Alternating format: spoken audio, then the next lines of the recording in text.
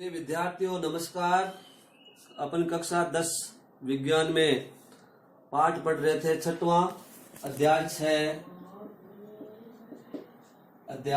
6 रासायनिक अभिक्रियाएं एवं उत्प्रेरक। इस पाठ में अपन ऑक्सीकरण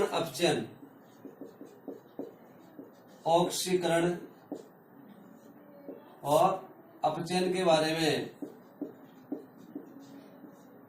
बातचीत अपन कर रहे थे। ऑक्सीकरण अपचयन की सामान्य परिभाषा जैसे कल अपन ने चर्चा की थी। O2 का जुड़ना, ऑक्सीकरण का मतलब O2 का जुड़ना, H2 का हटना, धन तत्व की कमी, ऋण तत्व की वृद्धि, ऋण विद्युतीय तत्व की वृद्धि, ये सब क्या थे? ऑक्सीकरण थी। अर्थात O2 जुड़ती हो, H2 हटता हो, धन विद्युतीय तत्व की कमी होती हो या ऋण विद्युतीय तत्व की वृद्धि होती हो, उसको अपन ऑक्सीकरण कह रहे थे। इसी प्रकार अपचयन में O2 का हटना, H2 का जुड़ना, धन तत्व की वृद्धि और ऋण तत्व की कमी, अर्थात जिन अभिक्रियाओं में ऑक्सीजन हटता हो, हाइड्रोजन जुड़ता हो, धन विद्युतीय तत्व की वृद्धि होती हो, ऋण विद्युतीय तत्व की कमी होती हो, उन क्रियाओं को अपन अपचयन अभिक्रियाओं के नाम से जान रहे थे। इसी ऑक्सीकरण अपचयन अभिक्रिया को अपन ऑक्सीकारक व अपचायक के आधार पर भी हल कर सकते हैं।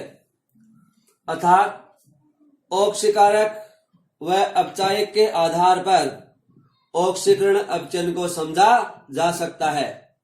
तो ऑक्सीकारक क्या होता है, अपचायक क्या होता है? जैसे कोई भी रासायनिक अभिक्रिया संपन्न होती है तो अभिक्रिया में दो भाग होते हैं। एक भाग होता है क्रियाकारक, एक भाग होता है क्रियाकारक और उससे बनता है क्रियाफल। क्रियाकारक में दो अभिकारक भाग लेंगे, यानी क्रियाकारक में कितने होंगे? दो क्रियाकारक होंगे। तो जैसे दो जो क्रियाकारक है उनको अपन अभिकारक भी कह सकते हैं। तो दो क्रियाकारक जो भाग ले रहे उनमें एक क्रियाकारक में ऋण तत्व की मात्रा अधिक होगी और एक में ऋण तत्व की मात्रा हमेशा क्या होगी? कम होगी। तो क्रियाकारकों का वह भाग जिसमें ऋण तत्व की मात्रा ज्यादा होती है, क्रियाकारकों का वह भाग जिसमें ऋण तत्व की मात्रा ज्यादा होती है, अर्थात ऋण तत्व जिसमें अधिक होता है वो क्या कहलाएगा? ऑक्सीकारक कहलाएगा। क्रियाकारकों का वह भाग जिसमें ऋण तत्व की मात्रा अधिक होती है वह उसका ऑक्सीकारक भाग कहलाता है। अभिक्रिया के पश्चात अर्थात जो ऑक्सीकारक होगा उसका अभिक्रिया के पश्चात में हमेशा क्या होगा? अपचयन होगा। यानी जो ऑक्सीकारक है उसका अभिक्रिया के बाद में क्या होता है? अपचयन होता है। ऑक्सीकारक जो होगा उसका अभिक्रिया के बाद में हमेशा क्या होगा? अपचयन होगा। तो क्रियाकारकों का वह भाग जिसके पास में ऋण तत्व की मात्रा अधिक होती है वह ऑक्सीकारक पदार्थ कहलाता है और उसका अभिक्रिया के पश्चात हमेशा क्या होता है? अपचयन होता है। या दूसरी परिभाषा अपन ये ले सकते हैं कि जिस पदार्थ का अपचयन होता है, जिसका अपचयन अभिक्रिया के बाद में होगा, यानी अभिक्रिया के बाद में जिसका अपचयन होगा वह इलेक्ट्रॉन ग्रहण करता है, यानी जिसका अपचयन हो रहा है वो अभिक्रिया जब होगी तो क्या करेगा, इलेक्ट्रॉन ग्रहण करेगा और अन्य पदार्थ को क्या करेगा, ऑक्सीकृत करेगा। अन्य पदार्थ को क्या करेगा, वो ऑक्सीकृत करता है, उसको अपन क्या बोलेंगे, ऑक्सीकारक के नाम से जानेंगे। अर्थात जो किसी रासायनिक अभिक्रिया में इलेक्ट्रॉन ग्रहण करता है, इलेक्ट्रॉन ग्रहण करने वाला पदार्थ कौन सा होगा, ऑक्सीकारक होगा। यानी जो इलेक्ट्रॉन ग्रहण करता है वो क्रियाकारकों वाले भाग में क्या होगा, ऑक्सीकारक होगा, और इलेक्ट्रॉन ग्रहण करने के पश्चात उसका क्या हो जाएगा, अपचयन हो जाएगा। तो अपन यह कह सकते हैं जिस पदार्थ का अपचयन होता है वह इलेक्ट्रॉन ग्रहण कर अन्य पदार्थ को ऑक्सीकृत करने का काम करता है। इस पदार्थ को अपन ऑक्सीकारक कहते हैं और इलेक्ट्रॉन ग्राही के रूप में वो क्या करता है, कार्य करता है। अर्थात अभिक्रिया में इलेक्ट्रॉन लेने का वो क्या करेगा, काम करेगा। जैसे मान लीजिए अपन एक समीकरण लिया, जैसे मान लीजिए आपने लिया H2S हाइड्रोजन सल्फाइड, इसकी क्रिया मान लीजिए आप O2 से करवा रहे हो, अभिक्रिया हुई, अभिक्रिया होने के पश्चात क्या बन गया, H2O बन गया, प्लस एक क्या बन गया, यहाँ पे S बन गया। तो यहाँ पे देखिए सल्फर जो है वो अभिक्रिया के बाद अलग हो रहा है। सल्फर क्या हो रहा है, अभिक्रिया के बाद में क्या हो रहा है, अलग हो रहा है। इसी प्रकार ऑक्सीजन अभिक्रिया के बाद H के साथ में क्या कर रहा है, दोस्ती कर रहा है। तो अपन यहाँ पे बात कर रहे हैं ऑक्सीकारक पदार्थ की। तो क्रियाकारकों का वह भाग जिसके पास में ऋण तत्व की मात्रा ज्यादा हो। तो यहाँ पे देखिए ये क्रियाकारक है, दूसरा क्रियाकारक कौन सा है, ये। तो यहाँ पे जो हाइड्रोजन सल्फाइड है वहां पे सल्फर माइनस का काम कर रहा है और इसमें ऑक्सीजन अकेला है जो किसका काम करता है, माइनस का काम करता है। तो इसका मतलब ऋण तत्व कौन सा हुआ, इसमें इधर सल्फर हुआ, इधर कौन सा हुआ, ऑक्सीजन हुआ। तो ऋण तत्व की मात्रा जिसमें अधिक हो, यानी क्रियाकारकों के जिस भाग में ऋण तत्व की मात्रा ज्यादा होती है वो क्या कहलाएगा, ऑक्सीकारक कहलाएगा। तो यहाँ पे देखिए O के साथ में कोई प्लस वाला नहीं है, इसका मतलब ऋण तत्व की मात्रा कहाँ पे अधिक है, इस भाग में अधिक है। तो यह भाग क्या हो गया, ऑक्सीकारक हो गया। ये क्या हो गया, ऑक्सीकारक। तो ऑक्सीकारक पदार्थ यहाँ पे कौन सा हुआ, O2 हुआ। और अभिक्रिया के पश्चात ये किस में कन्वर्ट हो रहा है, अभिक्रिया के पश्चात ये बदल रहा है H2O में। इसका मतलब ऑक्सीजन ने अभिक्रिया के बाद में इलेक्ट्रॉन क्या किए, ग्रहण किए, किससे, हाइड्रोजन से, और इसका खुद का क्या हो गया, अपचयन हो गया। तो यहाँ पे अपचयन किसका हो रहा है, ऑक्सीकरण का, ऑक्सीजन का क्या हो रहा है, अपचयन हो रहा है। इसका मतलब ऑक्सीजन के साथ में हाइड्रोजन जुड़ गई। तो पुरानी परिभाषा में चाहिए H2 का जुड़ना, पुरानी परिभाषा क्या कहती है, O2 का हटना, H2 का जुड़ना। तो यहाँ पे देखिए ऑक्सीजन जुड़ रही है किसके साथ में, हाइड्रोजन के। तो ऑक्सीजन के साथ में कौन जुड़ा, यहाँ पे हाइड्रोजन जुड़ा। भाई दोनों बात एक ही है कि चाहे अपन ये कह सकते हैं कि ऑक्सीजन के साथ में हाइड्रोजन जुड़ा, या ये कह सकते हैं हाइड्रोजन के साथ में ऑक्सीजन जुड़ा। तो ऑक्सीजन किसके साथ जुड़ रहा है, हाइड्रोजन के साथ। इसका मतलब ऑक्सीजन हाइड्रोजन से इलेक्ट्रॉन क्या कर रहा है, ग्रहण कर रहा है। तो ऑक्सीजन, यहाँ पे ऑक्सीजन का क्या हो गया, अपचयन हो गया, और हाइड्रोजन का खुद का क्या हो रहा है, एजे, क्योंकि हाइड्रोजन के पास पहले सल्फर था, अब ऑक्सीजन आ गया, तो इसके ऊपर कोई प्रभाव नहीं पड़ा। तो अपन ये दूसरी स्थिति कह सकते कि H2 का जुड़ना, तो ऑक्सीजन के साथ में H2 जुड़ा, इसका मतलब इसका क्या हो गया, अपचयन हो गया। या दूसरी भाषा में कह सकते हैं कि इसके पास में इलेक्ट्रॉन आए, इलेक्ट्रॉन आने का मतलब इसका क्या हो गया, ऑक्सीकरण हो गया। तो ये इलेक्ट्रॉन ग्रहण करने वाला भाग है जिसका अभिक्रिया के बाद में क्या हो रहा है, ऑक्सीकरण हो रहा है। इसी प्रकार दूसरा भाग है अपचय।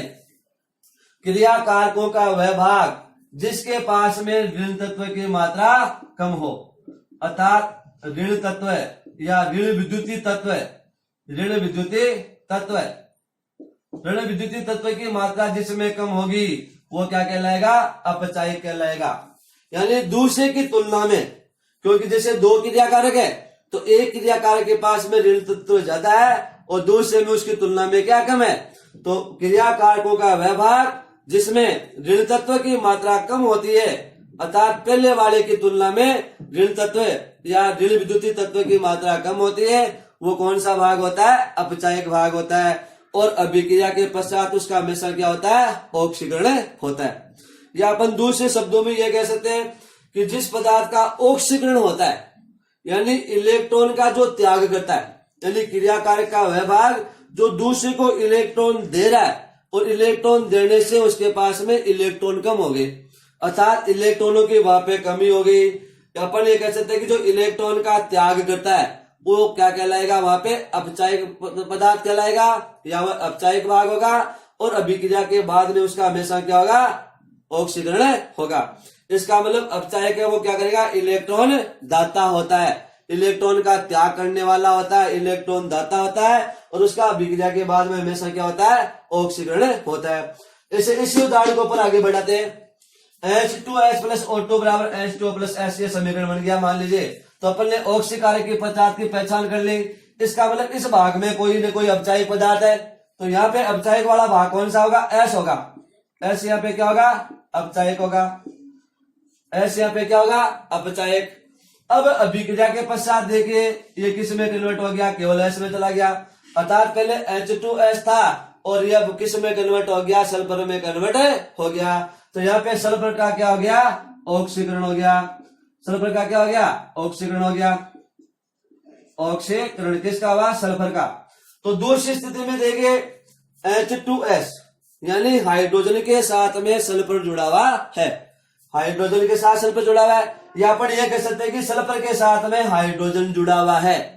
अभिक्रिया के पश्चात सल्फर अकेला हो गया, इसका मतलब हाइड्रोजन इसको छोड़ के भाग गया, हाइड्रोजन इसको छोड़ के भाग गया, और भगने का मतलब हाइड्रोजन की क्या हो गई, कमी हो गई। तो अपन कह सकते हैं हाइड्रोजन का हटना, यानी पुरानी परिभाषा में आपने पढ़ा था हाइड्रोजन का हटना क्या कहलाएगा, ऑक्सीकरण कहलाता है।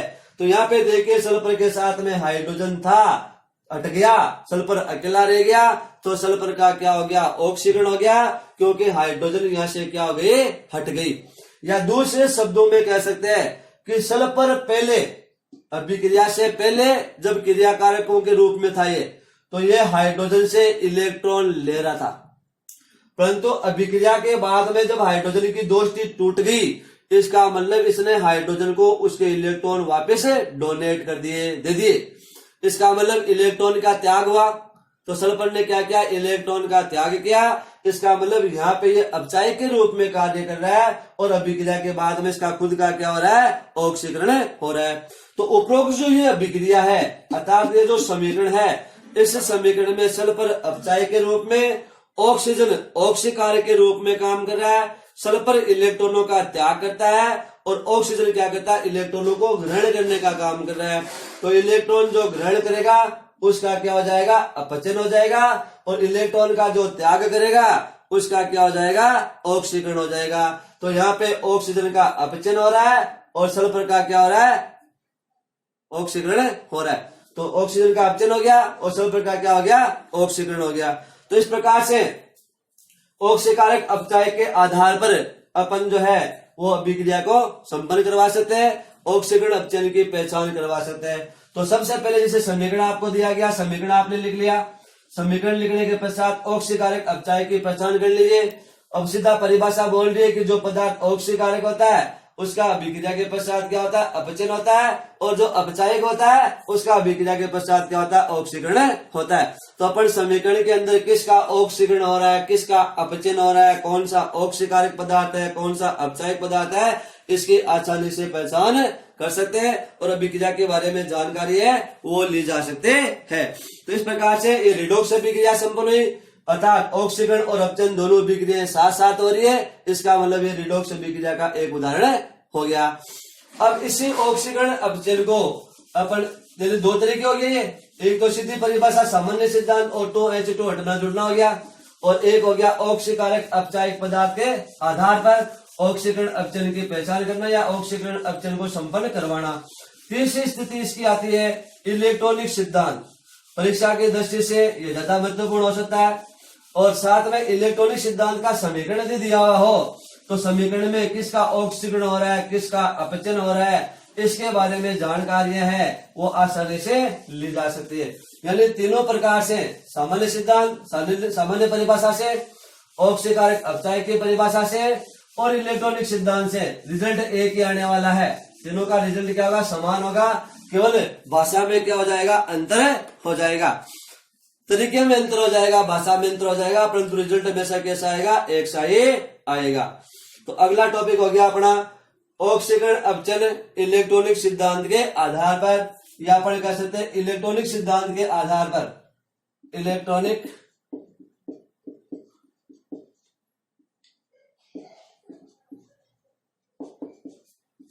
सिद्धांत के आधार पर, इलेक्ट्रॉनिक सिद्धांत के आधार पर ऑक्सीकरण अवचल को अपन किस प्रकार से समझ सकते हैं। तो सबसे पहले अपन बात करते हैं इलेक्ट्रॉनिक सिद्धांत है क्या। ये इलेक्ट्रॉनिक सिद्धांत क्या चीज है। इलेक्ट्रॉनिक सिद्धांत का मतलब होता है प्रत्येक परमाणु अपने बाह्यतम कोश में 8 इलेक्ट्रॉन करना चाहता है, क्योंकि नियम कहता है, अष्टक नियम, कि प्रत्येक कोई भी परमाणु अपने बाह्यतम कोश में 8 से अधिक इलेक्ट्रॉन नहीं रख सकता। और जिसके पास में बाह्यतम कोश में 8 इलेक्ट्रॉन होते हैं उसका अष्टक क्या होता है, पूरा हो जाता है। और अष्टक पूरा होने पर वह उत्कृष्ट गैस के समान अपना विन्यास स्थापित कर लेता है, अर्थात वो निष्क्रिय हो जाता है, अपने आप में वो स्थायी हो जाता है। तो प्रत्येक परमाणु अपने बाह्यतम कोश में 8 इलेक्ट्रॉन करने के लिए या तो इलेक्ट्रॉन देगा और या इलेक्ट्रॉन लेगा। तो इलेक्ट्रॉनिक सिद्धांत का मतलब 8 इलेक्ट्रॉन करने के लिए, 8 इलेक्ट्रॉन करने के लिए प्रत्येक परमाणु जो है वो या तो इलेक्ट्रॉन देगा या इलेक्ट्रॉन लेगा। यानी इलेक्ट्रॉन का त्याग करेगा या तो इलेक्ट्रॉन देगा, या इलेक्ट्रॉन क्या करेगा, वो ग्रहण करेगा। इलेक्ट्रॉन लेकर और या देकर, दोनों में से कोई एक चीज, यानी या तो परमाणु इलेक्ट्रॉन ले रहा है या इलेक्ट्रॉन क्या कर रहा है, वो दे रहा है। तो इलेक्ट्रॉन देकर या लेकर, यानी इलेक्ट्रॉन का त्याग करके या इलेक्ट्रॉन ग्रहण करके वो अपना अष्टक पूरा करने का प्रयास करता है, अर्थात बाह्यतम कोश में 8 इलेक्ट्रॉन करने का काम कर लेता है। इस सिद्धांत को अपन क्या कहते हैं, इलेक्ट्रॉनिक सिद्धांत के नाम से जानेंगे, यानी इलेक्ट्रॉनों के आदान प्रदान से। या अपन इसकी दूसरी परिभाषा दे सकते हैं कि परमाणु जो है, कोई भी परमाणु इलेक्ट्रॉन त्याग करे या इलेक्ट्रॉन ग्रहण करके, यानी लेकर या देकर, किसी प्रकार यानी साझा करके अपने बाहर वाले कोश में कितने इलेक्ट्रॉन कर ले, वो 8 कर ले, यानी अपना अष्टक पूर्ण कर ले। अपने बाह्यतम कोश में टोटल 8 इलेक्ट्रॉन कर ले। जैसे किसी के पास 5 है तो वो क्या करता है, 3 ले लेता है, 8 कर लेता है। किसी के पास में मान लो 7 है तो किसी से 1 ले लेता है, या किसी के पास 2 ही है तो दूसरे को इलेक्ट्रॉन देके उसका दोस्त बन जाएगा। इसका मतलब दोस्ती करके, साझा करके किसी प्रकार से अपने अष्टक को पूरा करने का प्रयास करता है। इस सिद्धांत को अपन क्या कहते हैं, अष्टक सिद्धांत के नाम से जानेंगे। तो अष्टक सिद्धांत से ऑक्सीकरण क्या होगा। इस सिद्धांत के अनुसार ऑक्सीकरण को अपन किस प्रकार से कर सकते हैं, तो वे अभिक्रिया जिनमें परमाणु इलेक्ट्रॉन त्यागता है। इलेक्ट्रॉन क्या करता है, इलेक्ट्रॉन का त्याग करता है, यानी कोई परमाणु इलेक्ट्रॉन का त्याग कर रहा है। त्याग करने का मतलब इलेक्ट्रॉन जेब से जा रहे, जेब से इलेक्ट्रॉन क्या हुए, गए। तो इसका मतलब इलेक्ट्रॉन का जब त्याग करेगा तो इलेक्ट्रॉन की क्या होगी, कमी होगी। इलेक्ट्रॉन की क्या होगी, कमी होगी। जब कोई किसी को इलेक्ट्रॉन देता है या लेता है तो उसके ऊपर आवेश आ जाता है। इलेक्ट्रॉन देने से या लेने से उस पर क्या आ जाता है, आवेश आ जाता है। आवेश कौन सा आएगा, या तो धनावेश आएगा या फिर कौन सा आवेश आएगा, ऋणावेश आएगा। तो इलेक्ट्रॉन कोई देता है या लेता है, यानी इलेक्ट्रॉन किसी ने दिया, त्याग किया, यानी इलेक्ट्रॉन जेल से गया। इलेक्ट्रॉन जाने का मतलब इलेक्ट्रॉन में कमी आई, परंतु उस पर धनावेश में क्या हो जाएगी, वृद्धि हो जाएगी। तो इलेक्ट्रॉन में कमी या अपन कह सकते हैं धनावेश में वृद्धि। धनावेश में क्या होगी, वृद्धि होगी। धनावेश में वृद्धि होगी तो ऋणावेश में क्या होगी, कमी हो जाएगी। ऋणावेश में क्या होगी, कमी हो जाएगी। तो वो क्या कहलाएगी, ऑक्सीकरण कहलाएगी। क्या कहलाएगी, वो ऑक्सीकरण कहलाएगी। अर्थात इलेक्ट्रॉन का त्याग करता हो, इलेक्ट्रॉनों की कमी हो, इलेक्ट्रॉनों की कमी हो, बोलो, यानी इलेक्ट्रॉन का त्याग कर रहा है तो इलेक्ट्रॉनों की कमी होगी, धनावेश में वृद्धि होगी, ऋणावेश में कमी होगी। तो इलेक्ट्रॉनों की कमी हो, धनावेश में वृद्धि हो, ऋणावेश में कमी हो, तो वो क्या कहलाएगा, उस परमाणु का ऑक्सीकरण होगा। अर्थात किसी परमाणु के इलेक्ट्रॉनों में कमी, धनावेश में वृद्धि, ऋणावेश में कमी, उसका ऑक्सीकरण कहलाता है। इसी प्रकार दूसरा है अपचयन। अपचयन में क्या होगा, इलेक्ट्रॉन ग्रहण करना। इलेक्ट्रॉन क्या कर रहा है, ग्रहण कर रहा है।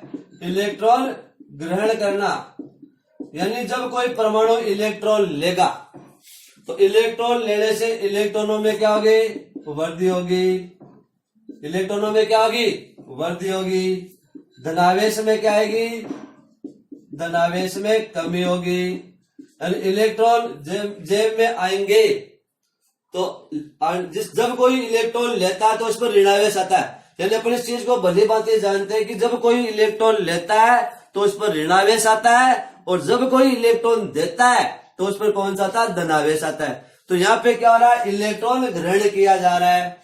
इलेक्ट्रॉन ग्रहण करेगा तो इलेक्ट्रॉन की वृद्धि होगी, धनावेश वहां पे कम होगा, और ऋणावेश में क्या हो जाएगी, वृद्धि हो जाएगी।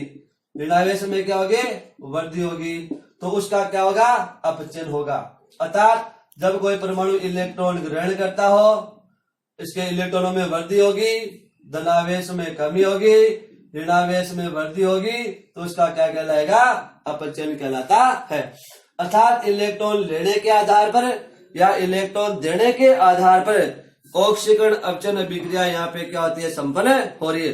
तो इलेक्ट्रॉनिक सिद्धांत के आधार पर ऑक्सीकरण अपचयन हो गया ये।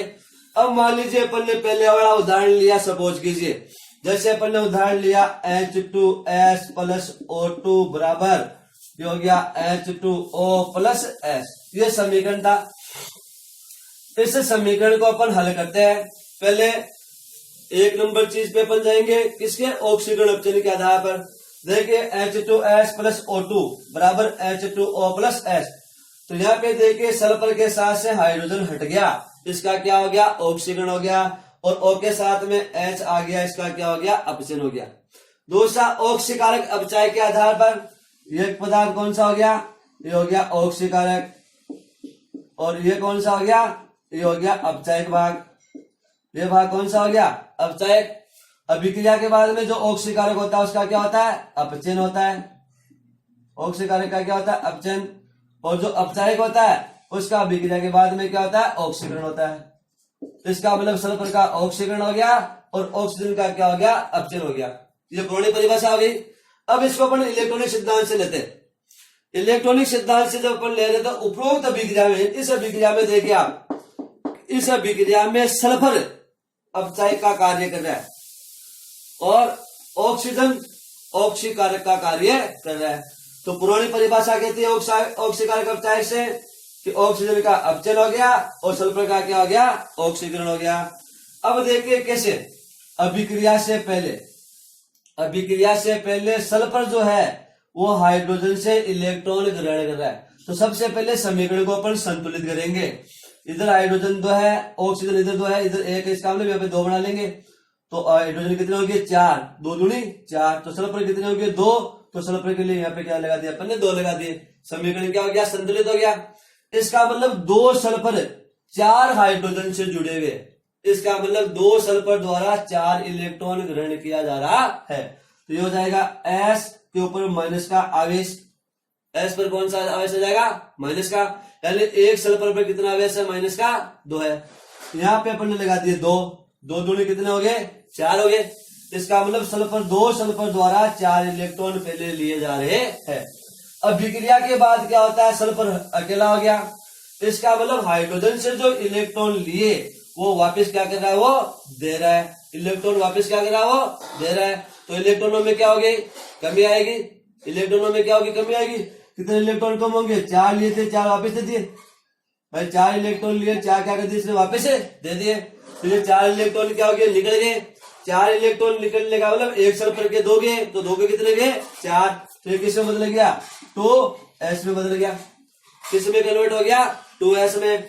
तो यहाँ पे देखिए माइनस का आवेश घट गया, माइनस वाला आवेश क्या हो गया, हट गया।